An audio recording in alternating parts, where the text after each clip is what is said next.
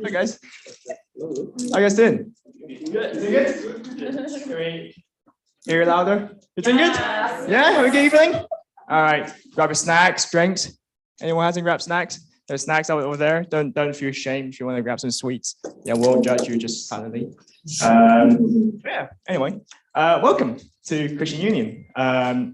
This event in our Image Events Fortnight 2022. Tonight we have Ken Costa with us. Round of applause, guys. Come on.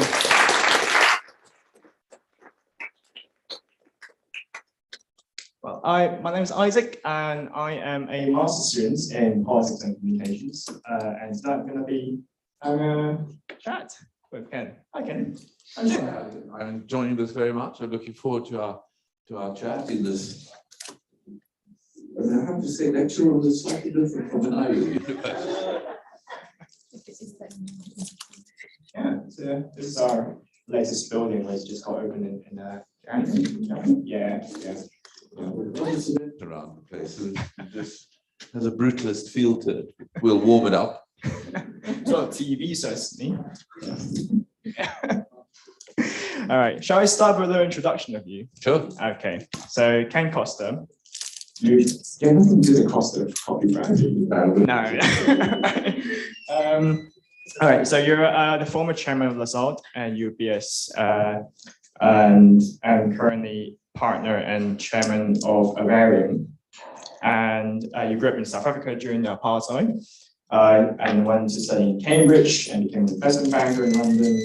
And you're also UK Special Envoy to Saudi Arabia.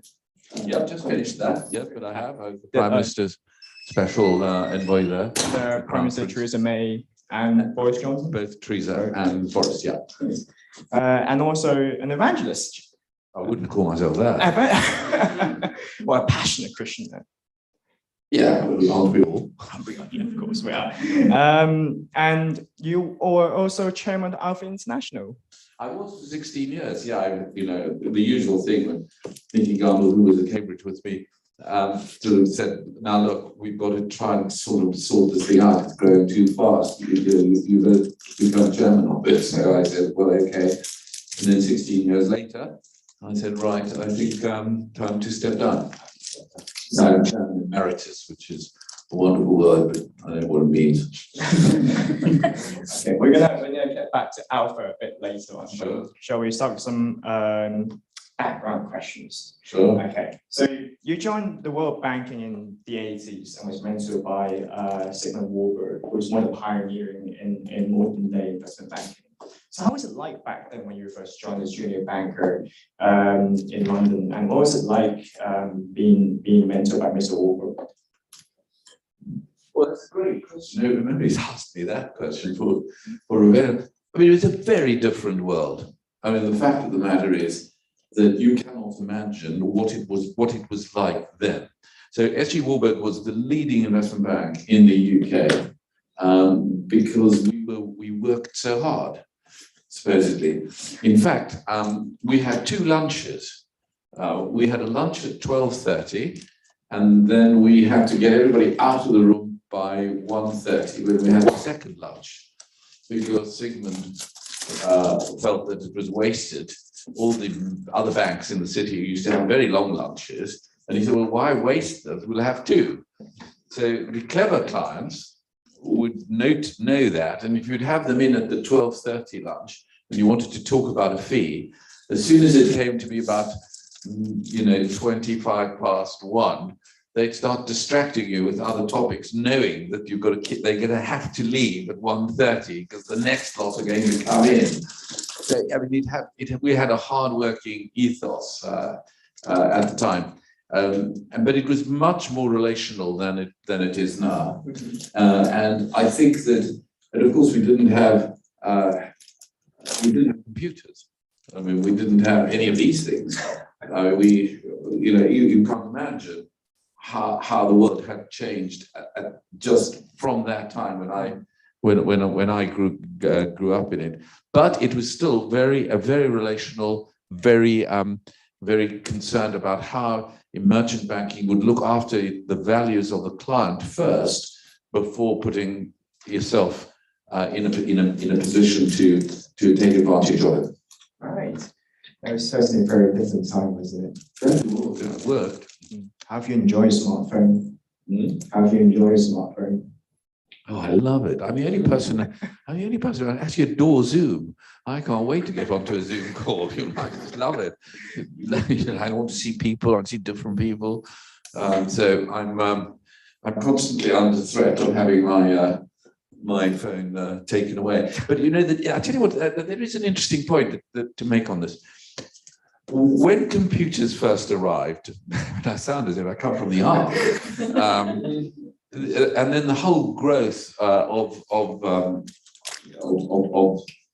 broadband, the digital world, moving us from the analog to the digital world.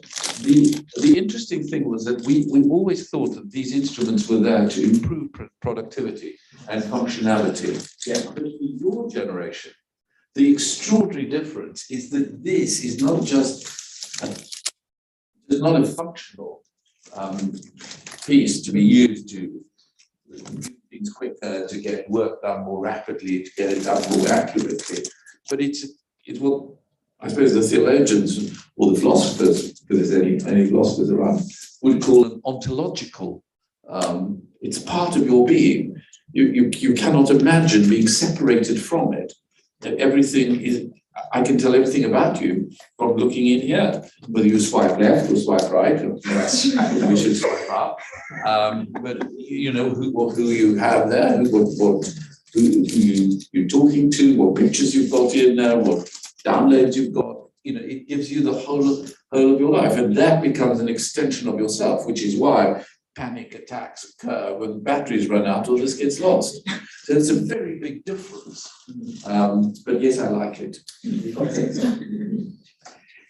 you know, I'm wanting to have TikTok, but I am really wanting to. I've got somebody who tries to help me, but I can't quite get the direction.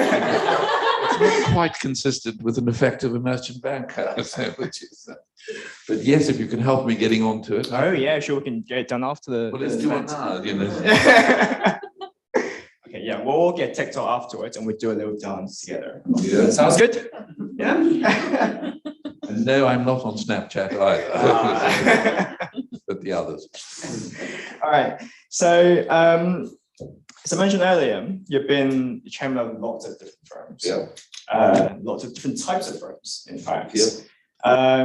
So, what was it like being leaders in all these very big organizations? Like, what's your biggest takeaway of leadership throughout these years?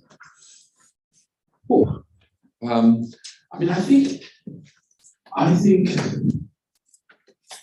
you know, funny enough, I think that the first thing, and that of course resonates with what we believe, is that leadership is in its essence a servant. There is a servant part to it that we must forget. Do you know, the amazing thing is last week was the Queen's 70th anniversary of accession to the throne.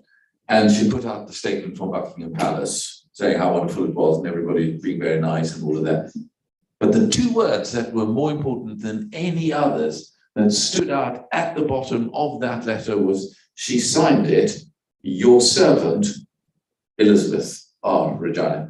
So it is amazing that here the Queen of England, you know, who's got absolutely everything you would say vested in her, was still your servant. And it seems to me that there is the nub of all the sort of the leadership that you could have. And it resonates with, of course, the Christian faith. And yes, it's different for, say, chairing Alvarium, which is a multifamily office. We're just doing a big merger with the US multifamily office that we're going to put into a SPAC. If any of you heard any of those horrible things, then we're all going to do very well, is the theory.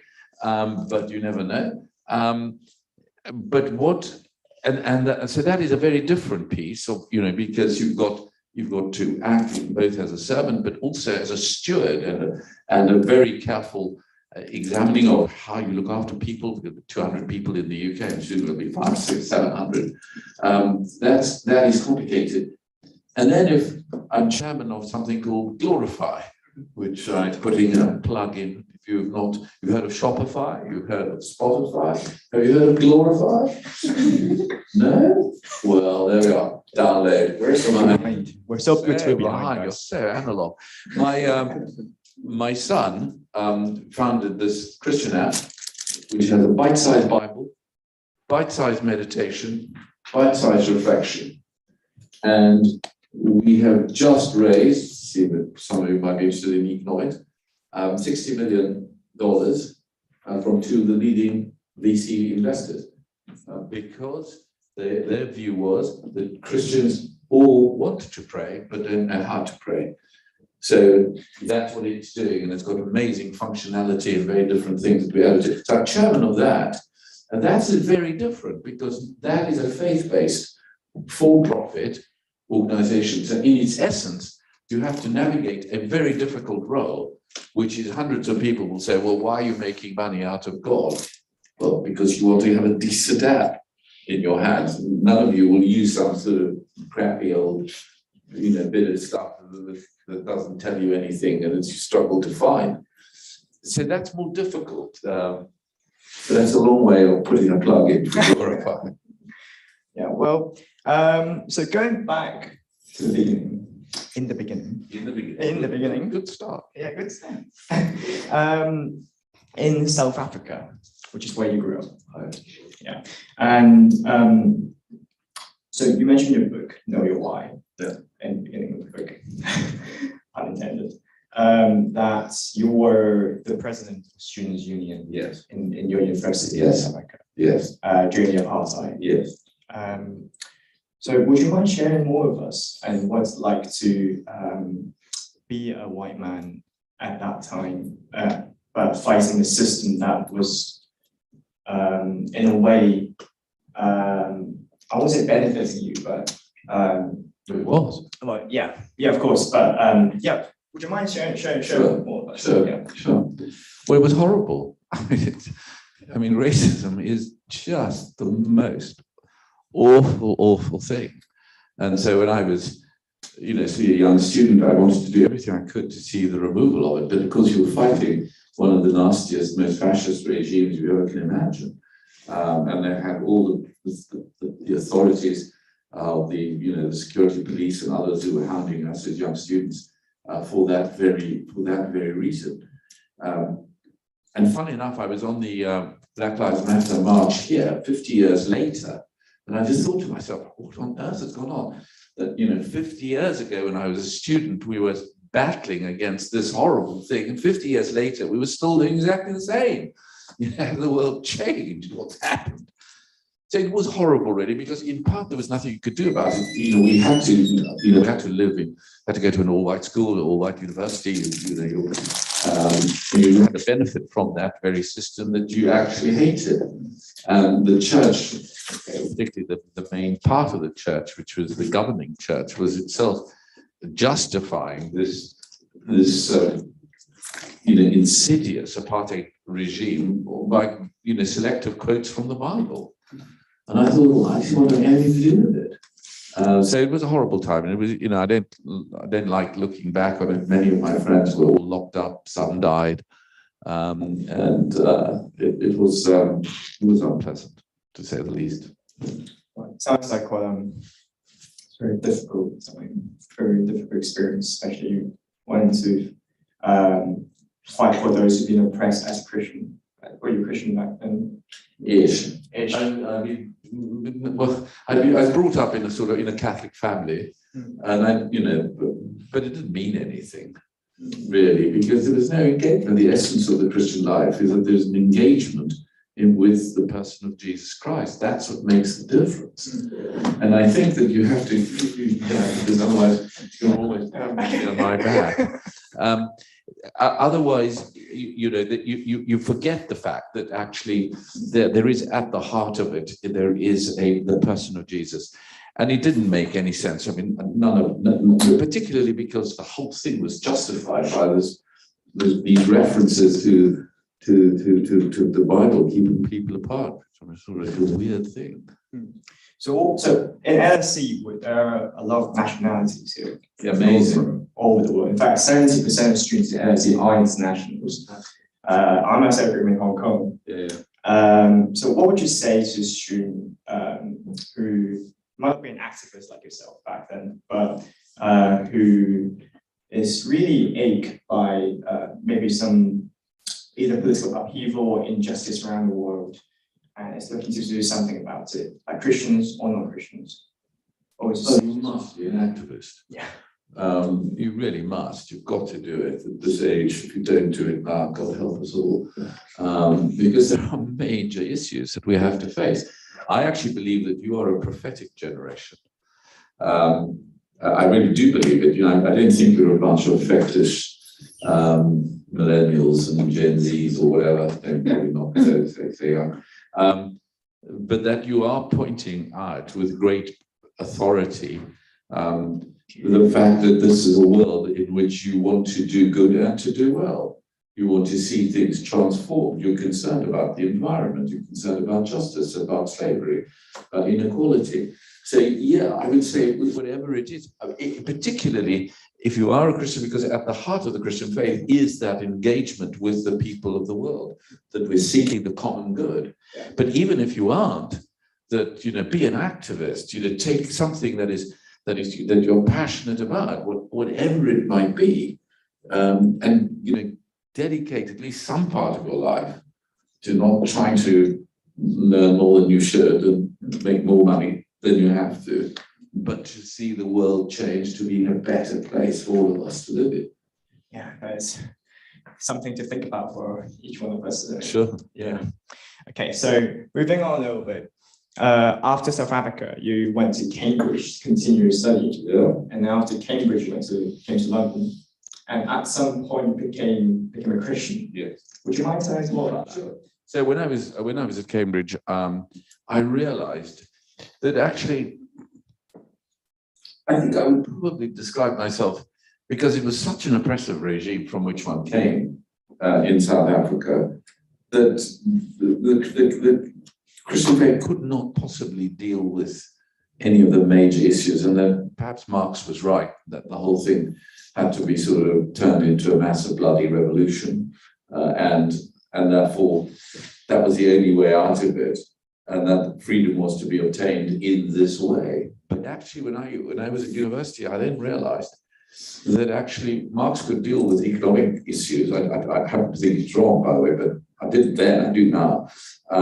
But that actually he could not deal with the freedom of the individual conscience, to deal with your guilt, shame that we have, that God could do.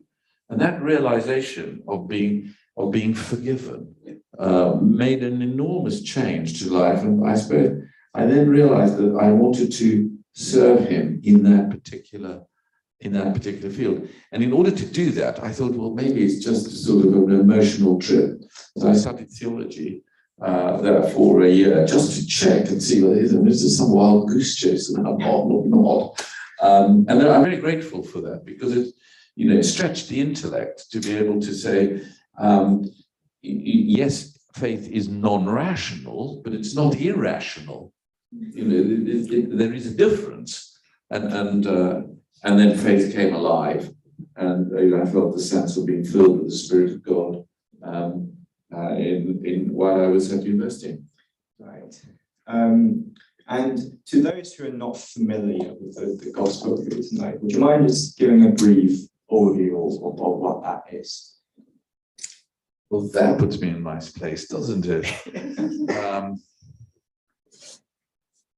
But the essence of the gospel is that it is good news that is brought to humankind in the person of Jesus Christ, who both claimed to be God and actually in his life showed that he was God in two particular respects. One, that he was able to forgive people their sins and to underline it by healing them.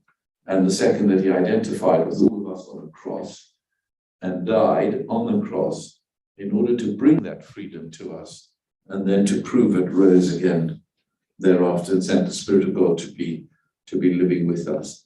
So the essence of it is that there is a love that transcends everything else we could ever have imagined, in that someone would give their life for you and for me. And there is no greater love than that. Yeah. Did I pass the test? That's for Jesus to decide, but I think you elaborated it very well. So moving on a little bit, I think a lot of LSE students around here, and now that we're halfway through the term, wrestling what's our next step in life, whether you're looking for employment or looking to do a master's or a PhD. This is a question that I suppose strikes every one of us, and cause a lot of sleepless nights, I think. like, how have you wrestled with that question when you're perhaps studying Cambridge or in your early days in banking in London, and how have you reconciled with that as a Christian? I was greatly helped, I think, by that verse in Psalms, which says, "Commit your way unto the Lord, trust in God, and He will act." And that's complicated. So I wasn't quite sure what I was going to do when I was finished there. I read law, so the natural expectation was that I was going to be a lawyer. But somehow I didn't have a convergent mind that you need to be a good lawyer. And I was trying to work out what was going to happen. We had those milk rounds, and people came and told us what they were doing and all that. It was stressful. I mean, it's not easy. But every morning I remember saying to myself, "Commit your way unto the Lord, trust in God, and He will act." And then I put in an application to S.G. Warburg and to another major insurance company. And then Warburg offered me a position which I think was, God opening a door in that way, and I was very grateful for it. But it was then as you get closer and closer, you're not quite sure you're going to have anything. And sort of the term ends and the long back starts, and you think, well, what am I going to do in September? So that's part of the journey of believing that God has got the best interests that our best interests are His best interests for us. So God opened doors for you. God led you through that as a Christian. I know what you mean, and I would want to agree. I think there's a certain sense in which He does lead us, but there is the other side in which you've got to draw up a good pitch. You've got to be able to. You've got to do the homework. So many people that you turn up and want a job, you haven't done the homework of what it is. What does the company do? Who's running it? What are the issues attached to it? I think, yes, it is that He provides that way, but yes, He also requires of us to be engaged actively in pursuing that which He has called us to do. It's not just a door going to open and say, "Okay, God, you want me to do is open the door." I don't think it works like that. So what you just described there is the idea of calling. Yes. And so it's a combination of God's plan for our lives and also our partnership with Him in this relationship. I think that's right. I do believe there are three things. That God knows me, so I'm not going to surprise Him. God loves me, and therefore He's prepared to forgive so many of the things that I've done that's wrong. And He's called me. And by calling, I do mean that it's not just a sort of haphazard sense of I can do anything, but there is a definite plan of God that gives us choices. I don't see it in robotic form. You're going to have to do it, and therefore it matters. The way I describe it is this: if you're given a lane to swim in, it doesn't actually matter terribly much whether you're doing backstroke or butterfly or freestyle or whatever it happens to be, breaststroke, because you're in that particular lane. So if the sense is that you're going to be in finance and investment banking, it doesn't very much matter whether you Goldman Sachs or JP Morgan. It does matter, obviously, or Alvarium, to coin a place of good employer. But what it does do is that it gives you the freedom to be able to look around and say, well, I'm not really going to be a doctor. And there is a lane in which the way I've been brought up, the experience I have, the inclinations that I have, these are human things that we bring to it, and then God comes with us in that journey and says, here's the lane, now you choose where you're going to swim in this particular lane. The thing of the idea of calling is that it's not really a unique idea in Christianity. Because I'm sure you guys have heard in a career event or just throughout campus, like people have touched on this idea in the calling the world as well, but it's more centered around the role you're gonna like eventually do, the success you're gonna eventually have. And it seems to me that they are confusing the idea of identity with what the positions we find ourselves in. And so just on that note, obviously the theme for this week is image. And the Bible says that we humans, every one of us here, every single one of us, are made in the image of God. And so how does that inform our understanding of our calling and as the image of God? Well, absolutely everywhere. I mean, it's an interesting word, calling. I mean, you don't hear the. I mean, you might. I don't know if you hear it here. You certainly won't hear it in the secular world. There's no sense that you're. It's quite complicated to think you're called to be an accountant, which is stretches the sense of calling. But of course, we use that word, calling. Catholics would talk about vocations. But in the world, by and large, people would talk about being passionate about something.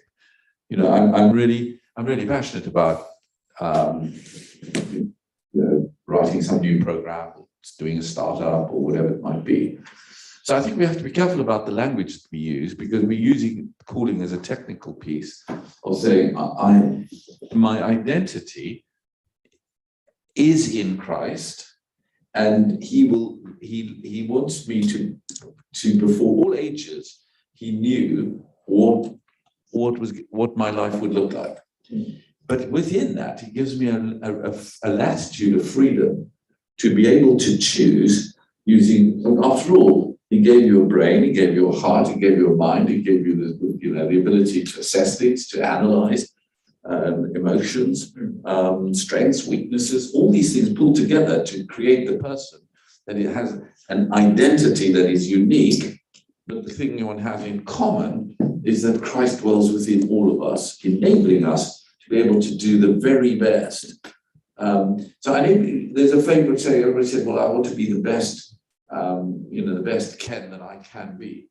Well, yeah, but that's, anybody would want to say that. But what I want to be is the best Ken that God has created me to fulfill. And that I think makes a big difference to the question of identity that you asked. And speaking of that, I think in LSE there are a lot of high achievers. In fact, I think LSE only accepts 10% of all applicants. So we're all very blessed to be here. But of course, the upper decile I'm looking at, I have now greater respect for any of you. I don't think I'd ever have got in under those conditions. Yeah, but the thing is, as much as we are grateful to be here, we are inevitably going to meet failure in our life. We're inevitably going to fail at certain tasks, or not get an ideal grade in the essays, or got rejected in applications. And even when we do get into our dream jobs, we might let down someone, or be met with difficulties in life. So how does failure speaks to the idea of calling and the identity of being the image of God?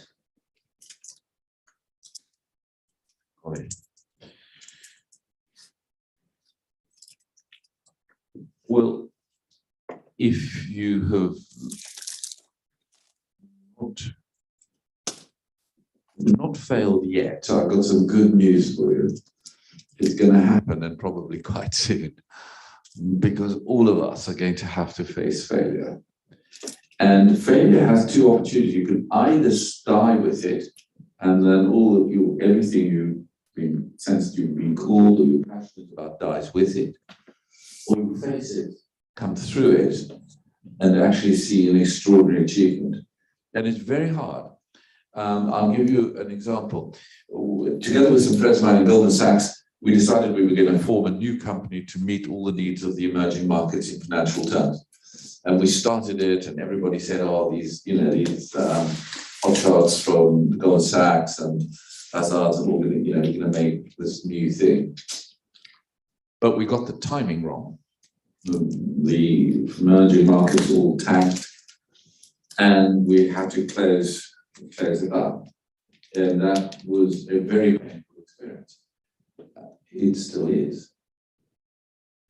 Because failure is not something that we like, but the word that you used was you fail in a task. And I think that's so important. Whatever you do, never say that I am a failure. And particularly if you are a believer in Jesus Christ, because if you say that you are a failure, it would mean that Christ could have failed in you. And actually, he's not in the business of failing. But yes, I fail in a relationship. And yes, I fail in a task. And yes, I fail in not achieving the objectives that I've set. And yes, my startup, which was so brilliant, hasn't actually worked. But I am not a failure. But I have faced failure. And out of that failure has become the fuel of the very energy that gives me the passion for the next stage of what God's called us to be. And here's the statistic. First ventures, 63% of first ventures fail. But those who failed in their first, of the next, in the second ventures, of those 70% succeed. So it's a curious thing that, you go through that failure and you can either just sort of fail or you start again and actually you say, through this I have learned. And through that experience, I will grow through it, because I believe you're going to believe in yourself, you're going to believe in what you're called to do, and that gives you the energy to face it. But there's no way of coaching it. Failure is a painful experience. It's harsh for all of us. And when you face it, just remember, it doesn't last forever, and you can come through it. There is light at the end of those dark storm clouds. So let me just dive deeper into that. A lot of TED Talks or inspirational speech, we'll have heard similar ideas about, bring out the lion in you, if you fail, get back up, it's gonna be fine, tomorrow's gonna be better. So how does the Christian view of failure and being picked back up, as you described earlier, how does that differ from the world's version of that? Well, it's going to be better tomorrow, is the short answer. It's not going to be better tomorrow. It might be, but failure is failure. But what makes the difference is that the person that is sustaining you through that, when Jesus died on a cross, to most observers, it would be regarded as failure. That was the end. The whole experiment had failed. They were miserable. They went, I'm going fishing, I'm going to the country, I'm getting out of town. But it wasn't, because he rose again from the dead. So there is the knowledge that what might appear to be a failure, there is within it the Christian and the uniquely Christian seed that can come alive in the resurrection, in the coming, putting life together, and in the Spirit of God coming to minister, to change, to help, going through that. So that it's the ability to be sustained through the failure that I think is not something that's endogenous, that is entirely created by myself, but it's something that comes from God, it comes from outside of me, giving me the energy, the power, the understanding to be able to take on to the next stage. And then that I think is what is the critical and essential difference. So essentially, we're all every time as a Christian, every time we experience failure, experience disappointment, and we're essentially reliving that experience of Jesus' life, death, and resurrection all those years ago, like every time from now to the end of time. Sure. And so, like, suppose someone here who isn't Christian or who has never heard of Christianity before, and now they've sat here for about half an hour and listened to us talking. And what might you suggest them do if they are curious in what we've been talking about? What would you suggest? Well, I think the first thing I'd suggest is that I would leave you with 3 words. God loves you. It is the base of everything that we think about, that we know about God. And the second is talk to someone in this room who could help you on a path towards understanding and unpacking what does it mean that God loves you. I mean, God, who he, she, and he loves you. Is I think, and the more you reflect on that, the greater will be the realization that there is a God, he is alive, he loves us, and he wants to show us how to live completely fulfilled lives. When my wife and I got married, we had on the front page of our marriage service was a verse from John's Gospel, which says, I came that you might have life and have it in all its fullness. And that's it. I mean, tough times, sure. Failure, yeah. But what will sustain you through it is that the Creator gives you the life to live, that he read the prospectus for the way in which we came to live. Man, that is mind-blowing, isn't it? We have reached the end of this section. Thank you, Ken, for this conversation that's come out. So it's not over yet, the event. We have a QR code up on the screen. In about a few minutes time, we're going to have our Q&A session with Ken. So if you would maybe scan the QR code on the screen and type in your questions, we'll come back after maybe 7:26. Yeah, maybe we'll come back 7:30 and have a Q&A session with Ken. Yeah. In the meantime, feel free to enjoy the snacks and drinks in the front, and we'll see you in a bit.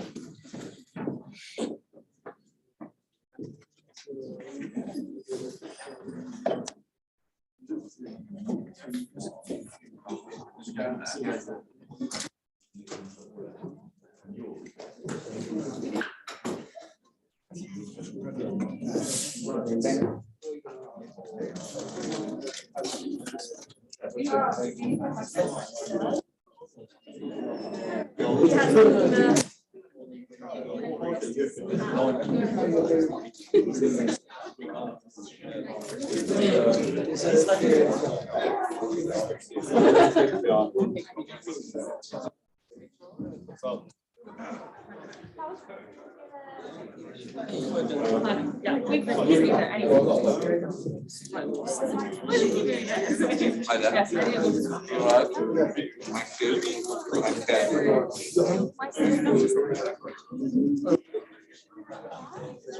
Thank you.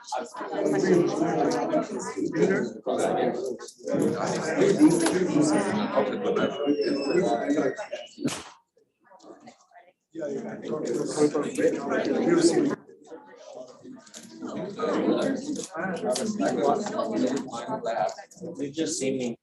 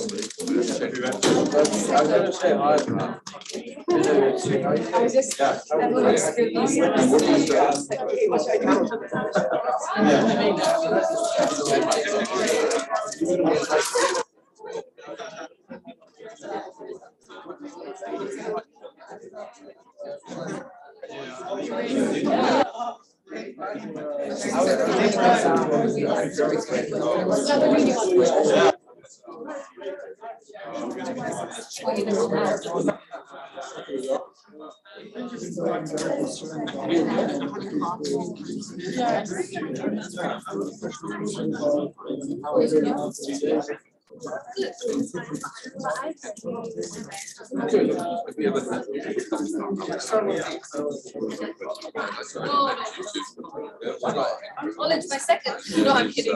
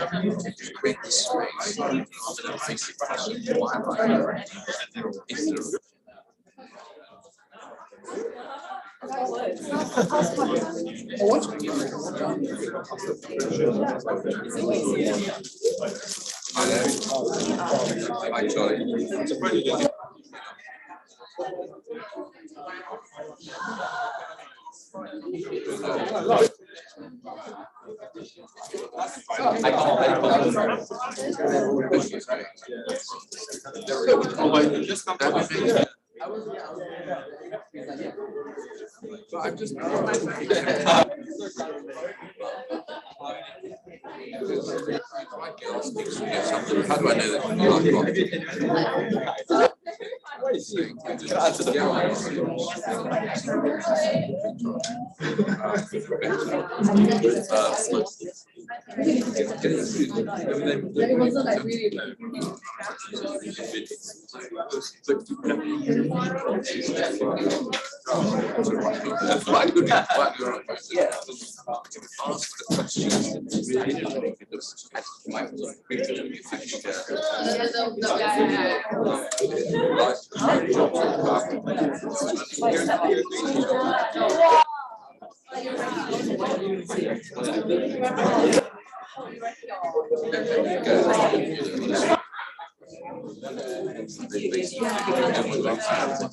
I have gum by the way.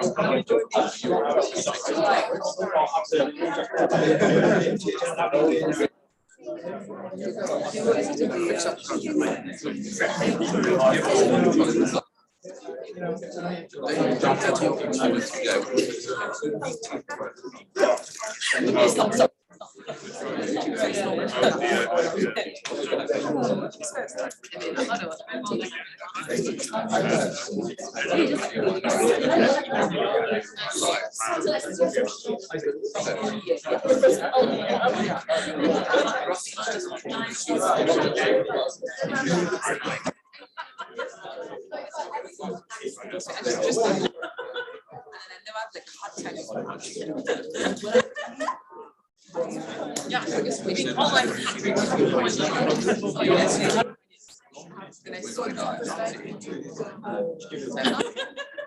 I'm kind of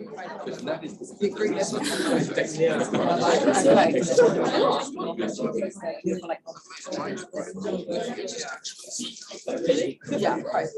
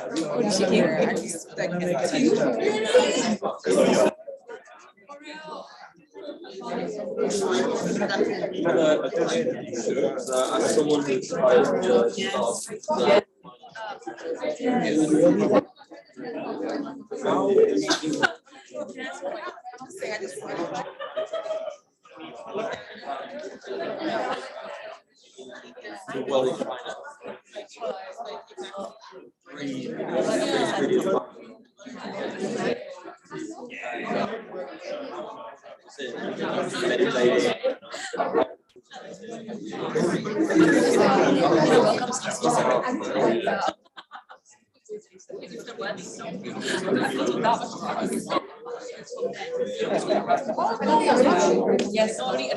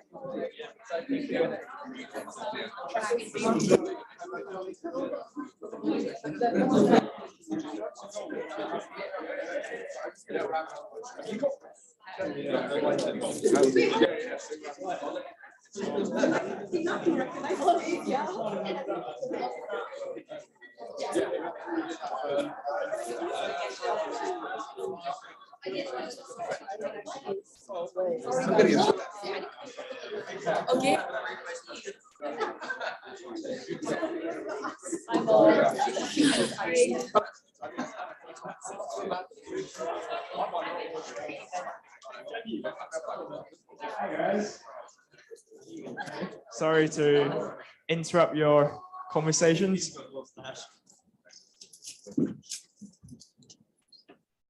Sweet and grab your drinks. Yeah. Right. We are back. Hi, Ken. Hi, Ken.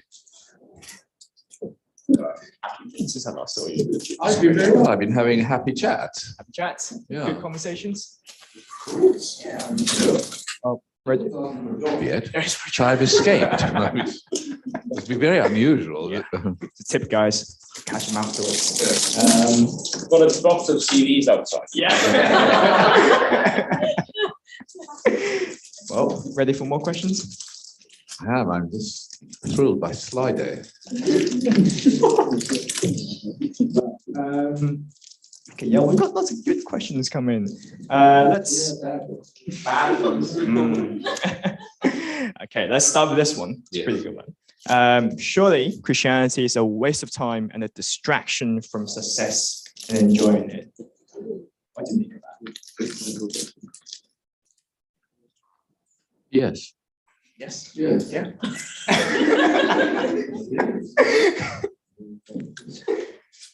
Depending on how you define success. Okay. So if by success you mean that you're going to make loads of money and have lots of men or women around you and going to do everything that you want to do the moment you want to do it, if that is what success is, then Christianity is a complete distraction. If, on the other hand, you want to live life in all its fullness so that you enjoy yourself, what your gifts, your talents that God has given you, whether you recognize it or not, that you want to share it with others, that you want to do well, that you do good, that you want to be able to enjoy the good things of life at the good times and be able to actually survive in the really tough times when mental stress and other things hit you, then success means something very different. And the problem for us is that we spend more time doing the things that produce less importance in our lives than we would on giving the things that mean more to us in our lives. And that redefinition of success is absolutely vital if you want to understand that, how to live, a really full, rich, energetic, passionate life. Yeah. Well, okay. So this is a bit tied to your experience in South Africa. What does Christianity have to say about justice? As you said, has not the church just been a key part of some of the most oppressive systems in society? I mean, we ran the slave trade for as long as people didn't think. It doesn't mean to say because we got those things wrong and the church itself would have got them wrong. That is true. However, the Bible is very clear. Will not the God of all the earth, says the Bible, do just? And so it is impossible to be a Christian and not to believe in justice. It's clear you can believe in justice and not be a Christian, but you cannot be a Christian and not believe in the justice of God. Because the very essence of the life of Jesus was that he was wanting to set the whole thing right, where we've all turned away from doing the thing. We wanted to do our own thing all the time. The theologians doing your own thing all the time, theologians call sin. But what he did is he said, I'm going to wipe that away, and I'm going to give you the opportunity to really share with the Godhead the fruits of a restored life and a regenerated life. And so it is absolutely crucially important that we should want to be just in whatever we do, and that is in our personal relationships, in our finances, in our political activities, because that's the nature of Christianity. So this next question actually ties into what you just said. How then, like with that lens of justice, do you serve institutions which you dislike or which you consider to be unjust, be that the church or a multinational corporation or a government? What do you make of that? Well, the first thing to realize is, sadly, for many, we don't live on the planet Zog. We live on Earth. And for long as we live on Earth, we will be in this world, but our values will be not of this world. And therefore, if you think you're going to, there's so many people saying, I'm going to form a Christian bank because I really want to have a great, I've had it a dozen times, and I said, I beg you, please don't do anything of the sort. Because what you want to do is not to form some Christian bank which emigrates outside of the world and tries to stand outside of it, but actually to be immersed in the world, to bring light into that world. when John wrote the Gospel, which is one of the, the great Gospel, which is the story of Jesus, he constantly spoke about light in the darkness, but the darkness wasn't going to disappear. So whether it is in a school, in a university, in a business, in a church, in our relationships, there will be a continuing darkness. We will never, at the end of my life, darkness, unless the Lord returns, darkness will still be there. But our call is to bring light, to punch light into this very darkness. And every time a lawyer drafts a document that actually reflects accurately the agreement of the parties, or a marketing person drafts a marketing product, and the marketing product is not a legal document, but drafts it with a skillful sense of being able to tell a marketing story without doing it in an untruthful way. And every time we do things like that, we punch light into the darkness of the institutions that are around us. And that's how, of course, we change those institutions to enable them to become less dark because of the light that we are bringing into those situations. So it's like little pockets of the kingdom of heaven here and there, wherever Christians go. Yes, but it's more than here and there because it's linked in this extraordinary way. We all share, because the Spirit of God is working within us to link all of this together. We're in a great linked system. So someone asked, how can my identity be in Christ if I'm not a Christian? We can't. It's as simple as that. I mean, that's what that is. It is an entry qualification that all the benefits of God in the person of Jesus, who came. If I say to you, God, it doesn't mean anything. If you will go on forever in your life trying to find out where God is and who God is, you have to start at some point. And I strongly advise whoever it is, start with reading Mark's Gospel. Why? Because it's the shortest Gospel. And read it in a modern translation and in one sitting, from beginning to end. It won't take you long. And ask yourself the question, what do I make of this person, Jesus? Was he a joker? Was he true? If he was true, that means I want to believe what he says. He said some sort of pretty outrageous things like, I'm going to die and rise again. He claimed to be God. But nobody has ever accused Jesus of not having utter integrity. But you can't say that he was completely had that great integrity when, if you read what he said about himself, he's a loon. I mean, some of the things that he claimed. Yeah. Or you have a suspicion. I can't prove to you that the resurrection actually happened, but I can tell you that there is a suspicious ring of truth about the way in which the observers of the resurrection, men, women, skilled, unskilled, single groups, in small groups, in the public place, eating together, observe what was going on. So that when you buy into the person of Jesus Christ, you actually get to see the whole way of God in your life transforming. But that you have to take that first step of faith. And I would strongly recommend, if there's a suspicious ring in your mind that maybe some of the things I might be saying could be true, then talk to somebody here, or go onto your website and hit the Alpha website and just see there's some brilliant stuff there. Just ask, because the unique opportunity you have as students, you will never have again, of being able to pursue truth, to argue, to debate, to consider, to evaluate, and say, what is life all about? Where am I going? What am I doing here? Well, that's a very good point. Can I get into the upper D cell? Can I be admitted to the LSE? That depends on your personal statement. All of life is a process. Do you think you can beat the present 90% of students to be part of 10% of LSE students? Yeah, Yeah? Yeah? What do you want to do? If you like any course in LSE, what do you want to do? Quantum computing. Do we have that? Sure sounds like a very interesting department. Future. 30 years. Maybe. Okay, I think this next question we did touch on a little bit early in the previous one.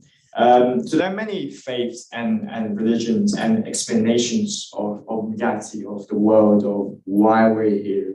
And so how do you know Christianity is true? Like, so you touch on the Bible, the Gospel according to Mark. How do you know that's true? What this person Mark said about Jesus? We don't even know his last name. Like, how do you know this collection of literature that we call the Bible that was written 1,000 years ago in a different language in a different part of the world? How do we know that's true? Well, we don't seem to have any trouble thinking that the person who wrote De Bello Gallico is called Caesar. So, you know, it's a historical question. And some of the oldest and verifiable fragments of the eyewitness accounts are themselves, you know, verified there was a person, Jesus. A historian, Josephus, wrote about it. I mean, he said there was a strange guy wandering around in Palestine. His name was Jesus. He did some odd things. Well, we don't think he did odd things, but I mean, that's what Josephus thought he was. So the contemporary records tell you there was a person of the historical Jesus. So there was a person, a historical person. His name was Jesus, and he lived in a particular time, in a particular place, and the historical evidence is overwhelming that that was the case. But that of itself doesn't mean to say, when you say, well, yeah, it's great, so what's it got to do with me? Well, the answer is, it's got to do with me because a man died on a cross. 12 people were utterly depressed, and they turned the world upside down because they were witnesses of the resurrection. They saw something that has never been seen before.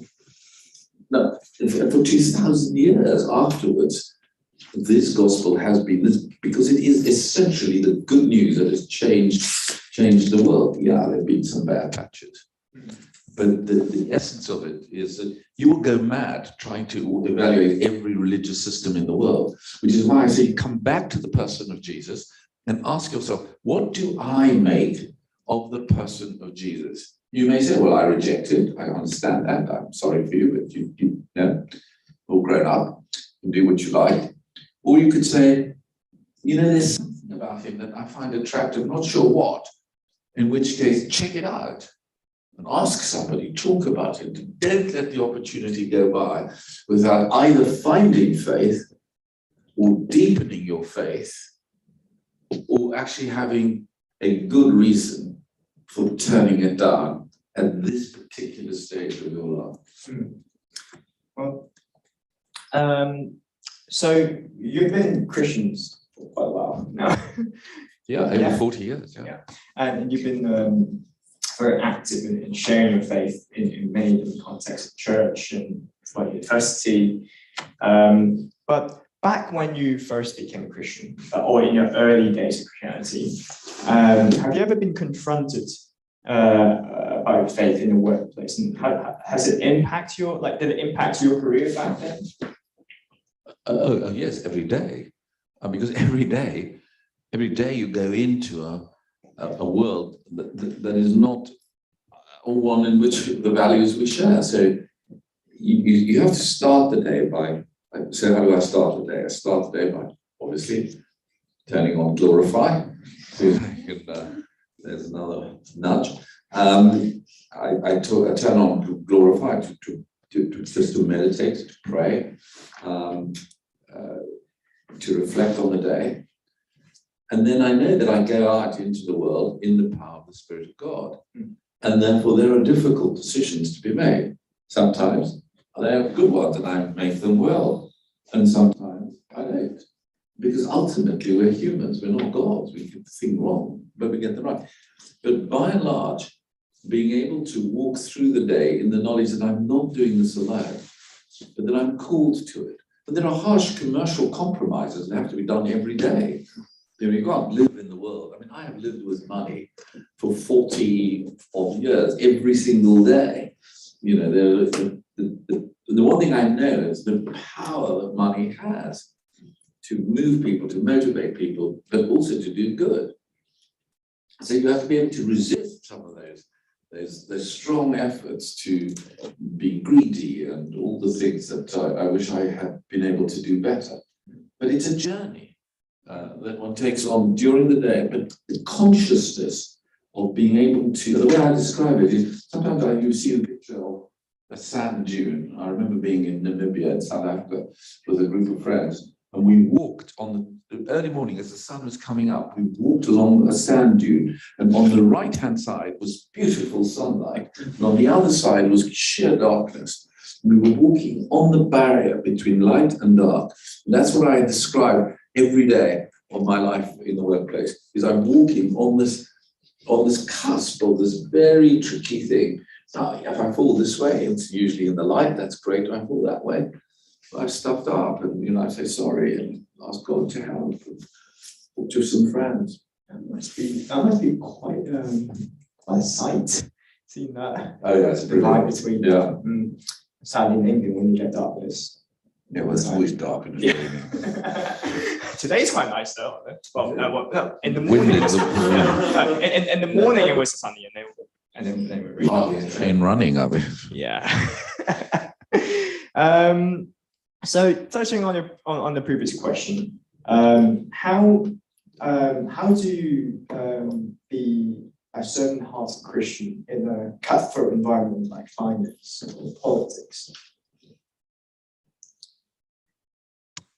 Well, I don't know that a cutthroat politics or finance or anything in the world is anything other than cutthroat, because the value systems are so different. So you therefore have to realize that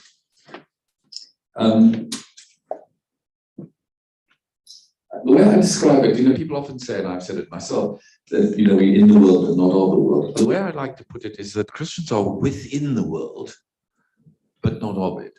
Being within means I can't extract myself out of it. I'm here, there's nothing I can do about it. But within that is to be able to recognize that there are good practices and bad practices. I've had the great privilege of being able to work in firms where good practice was always valued. And there are times when it wasn't, and you could debate it. You can't make every issue every moral issue a constitutional issue. You need some very discerning judgment as to which issues really matter and which don't. And I had a great friend of mine, when the bank decided that they were going to be prepared to is a sukuk, which is an Islamic bond, felt that was an absolute betrayal of natural system, that we should be raising money for Islamic funding. I disagreed profoundly with it. I thought that was perfectly consistent with what a bank is doing. It is facilitating through finance the way trade works in the world, but he felt very strongly about it. So there comes a time when you have to say, I cannot go that far. And that's very personal. In that case, I couldn't imagine why he would want to have such a strong view, but he did. So that, I think it's to be able to live every day with purpose. Living, I wrote the book called God at Work, and the purpose of the book, God at Work, was to help people in the workplace to live for Christ each day with a purpose. And if you hold to that purpose, it's easier to be able to navigate the complexities, and they are huge at the moment of modern life. Well, and this next question actually, I think someone challenges that answer. So my motivation for pursuing career is money, because we're naturally drawn to material as human, and this is a material world. Does that then undermine my devotion to God? No, because money is a motivation. We're never told not to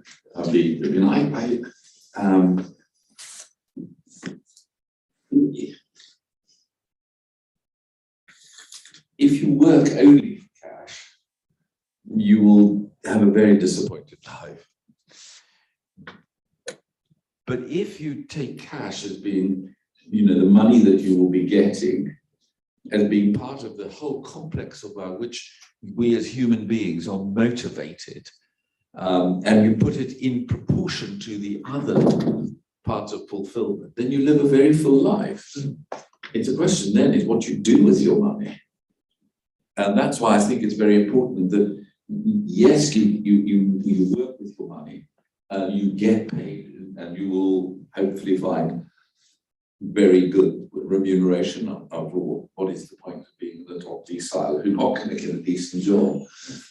You will get a decent job. And the issue you will face is what you're going to do with it. Because in what you do with your money actually validates your value system. If you want me to know what, your credit card, if you have a credit card, in my view, is theology in numbers. It tells me what I need to know about you, because I can tell you what you're spending your money on. And if you're not giving some of it away to some of the causes that you're close to the church that you worship in, then money's got a hold on you. The question is, who has the stronger hold? And Jesus said, you can't. You can't be devoted to both God and mammon at the same time. You either love the one and hate the other. Now, love, hate are not economic language. They're not economic terms, because they're relational terms. And that's why the power of money is that it has a relational link with you. It says, I want to get hold of you. And forget, you know what? Every one of you in this room, including me, including you, we're all going to die. And do you know what? Your money will survive you. What is the first claim of a God? To survive death. And your bank account, wherever it happens to be, Lloyd's Bank, will be there. It is Lloyd's Word of knowledge. Your bank account will go to your heirs. Your money will survive you. So money says, I can claim to live longer than you. I'm going to be beyond you, but it's a lie. Because actually, we are masters of the money that we have. And money can both do good and it's light side and it's the dark side. Well, I'm not sure the 20 quid under my name as a 4S student is going to survive me. I'm hoping you're not going to die now. When you're 85 and you've sort of done some fantastic unicorn, then maybe you've got the same view. Let's hope that happens. Anyway, so on that, what's your opinion on people who do not share your belief or have other faiths and religions? Love them, respect them, understand them, and in a respectful way, help them to understand that their lives can be so much more fulfilled in the knowledge of and in the person of Jesus Christ. Right. So we're actually running out of time, but we do have one last question.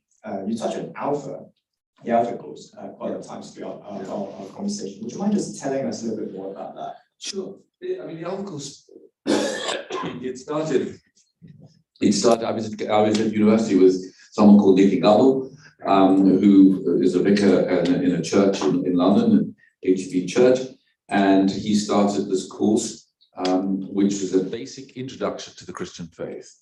And it is a short course. It's a gathering around food, which is very important.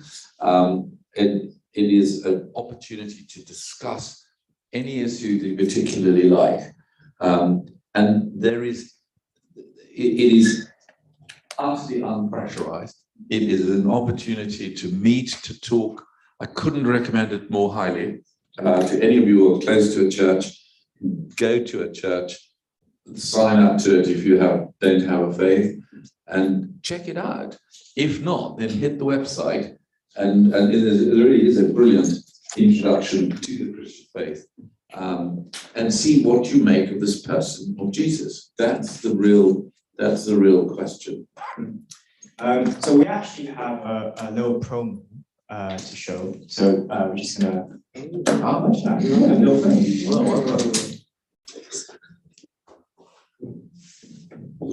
Every day we ask so many questions. What should I wear? What's the weather going to be like? How am I going to fit everything in? But then there are those bigger questions, like why am I here? Where am I here? What's life for this?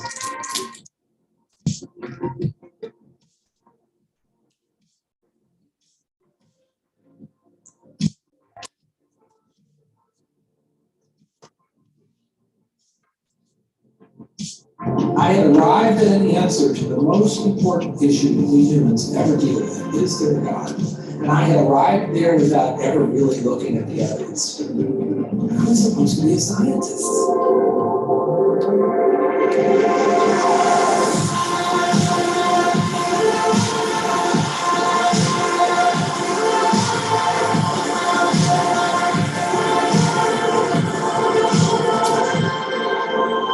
At 28, I had gotten many of the things that I thought I wanted. My girlfriend was on a cover of magazines, I had a Beamer, and I was so unhappy. It was a realization maybe that I would never find happiness where I was looking for it.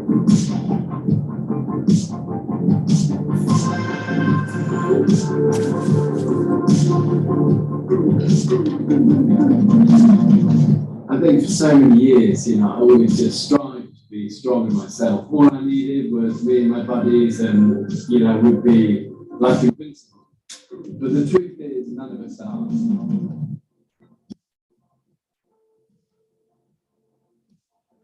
I found purpose, I found meaning, I found hope. God took something so broken and made it a beautiful art piece. Out of the place where you can be yourself, you can say what you think and challenge everything. No question is too complex or too simple.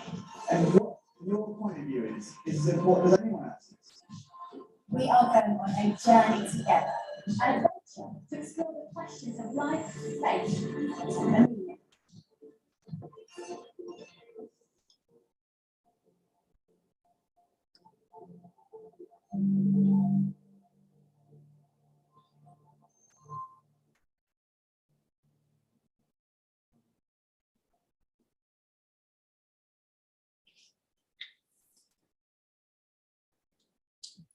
Right. So yeah, the Alpha course. We do have a. If you'd like to find out more about it, how you can participate, there's a website, alpha.org up there, and you can type in your postcode, your address, and find any and all churches who are running Alpha course in your local area. My church in particular is called Emmanuel Church London, based in Greenwich. We just started Alpha 2 weeks ago in nearly Greenwich Station, as I'm sure a lot of churches around campus are going to be starting as well. So feel free to speak to us or check on the website if you're interested. And just a few more announcements to make. Yes, this feedback form, and we really appreciate in hearing how you think about what you think about our events and to help us improve next time around. So please do fill in the form if you've got a few minutes after the talk. And just to mention some of the previous events that we have run throughout the events week. Yeah, so these events, I believe, are recorded and on YouTube. On YouTube under the account LSCCU. LSCCU. So go to LSCCU, subscribe, like and subscribe, and now. And yes, and some of the events we have running, we have upcoming. This is Coffee Morning, Friday 18th, that's tomorrow, and the Faith Centre in the SU building across the street from 9 to 11. So if you want to chat, get to know more, feel free to join. And also, so the Christian Union is on-campus society, a group of students who would love to spread the good news of Jesus. And we're actually supported by a charity called UCCF, which has produced these little books called Uncover. Yeah, that was fun. That's nice booklets, which are actually free. Yeah, if you want. it's Gospel of Mark as well, which is what Yeah. Ken was talking about. So. And come with like very nice illustrations and like more information links and like help you understand what you're reading.